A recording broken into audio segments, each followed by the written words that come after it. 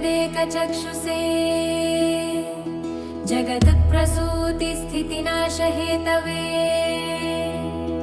त्रयीमयाय त्रिगुणात्मधारिणे विरिञ्चि नारायण शङ्करात्मने ततो युद्धपरिश्रान्तं समरे चिन्तया स्थितम् रावणं चाग्रतो दृष्ट्वा युद्धाय समुपस्थितम् दैवतैश्च समागम्य द्रष्टुमभ्यागतोरणम् उपागम्याब्रवीद्रामम् अगस्त्यो भगवान् ऋषि राम राम महाबाहो शृणु गुह्यं सनातनम्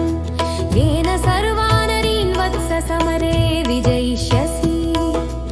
आदित्यहृदयं पुण्यं सर्वशत्रुविनाशनम् जयावहं जपे नित्यम्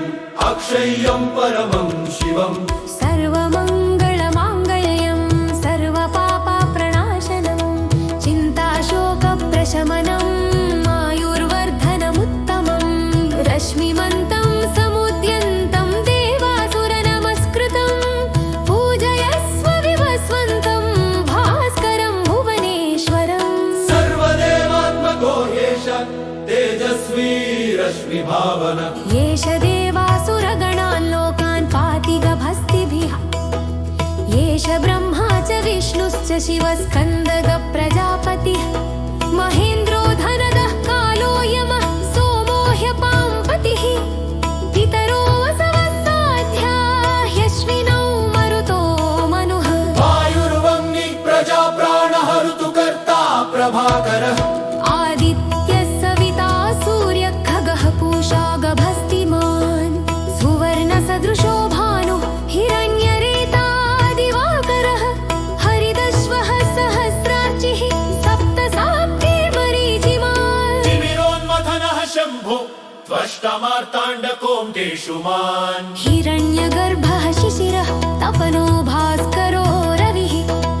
अग्निगर्भो यदितेः पुत्रशङ्खः शिशिरनाशनः व्योमनाथस्तमो भेदी ऋग्यजुस्सामपारगः घनावृष्टिरपां मित्रः विन्ध्यवीथिप्लवङ्गमः आतपी मण्डली मृत्युः पिङ्गल सर्वतापनः कविर्विश्वो महातेजा रक्तः सर्वभवोद्भवः नक्षत्रग्रहताराणाम् अधिपो विश्वभावनः तेजसामपि तेजस्वी द्वादशात्मन्नमो यस्तु ते नमः पूर्वाय गिरये पश्चिमायात्रये नमः ज्योतिर्गणानां पतये दिनाधिपतये नमः जयाय जय भद्राय हर्यस्वाय नमो नमः नमो नमः सहस्रांशो आदित्याय नमो नमः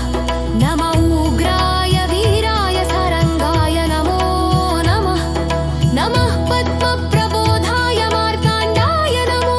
नमः ब्रह्मेशानाच्युतेशाय सूर्यायादित्यवर्चसे भास्वते सर्वभक्षाय रौद्राय वपुषे नमः तमोघ्नाय हिमघ्नाय शत्रुघ्नाय मितात्मने कृतघ्नघ्नाय देवाय ज्योतिषां पतये नमः तप्तचामीकराभाय वह्नये विश्वकर्मणे नमस्तमो यान्तिनिघ्नाय रवये लोकसाक्षिणे नाशयत्येष वैभूतं तदेव सृजति प्रभुः पायत्येष तपत्येष वर्षत्येष गभस्तिभिः येष सुप्तेषु जागर्ति भूतेषु परिनिष्ठितः येष एवाग्निहोत्रं च फलं जैनाति होत्रिना वेदार्थाथर्वश्चैवात्मपूर्णा करवेव च यालगेत्तानरूतेषु सापरेशनैः क्रभिः वेनगापत्सुभिः झैषु माङ्गालेषु खयिषु च वेत्तयन्यपुरुषः कश्चिन्दामशीदगिराधरः पूजयस्वरिजने पाठ देवते गञ्जने पक्व या तत् एवैकं जपानो तेषु विजरिष्यसि अस्मिन् शनिये महाबाहो रावणं क्वं भजिष्यसि भीमनुत्कापरागस्त्यो जगामा जनभावि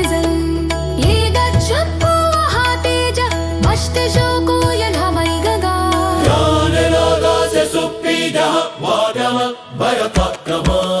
आदित्यं तीक्ष्य जपमा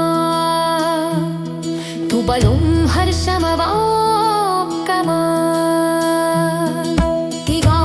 दिगाजन्यशुचिभूता खगोराराय दीयमान् चावनन्तेश हुष्वार्पायुद्धाय सम्पादमन्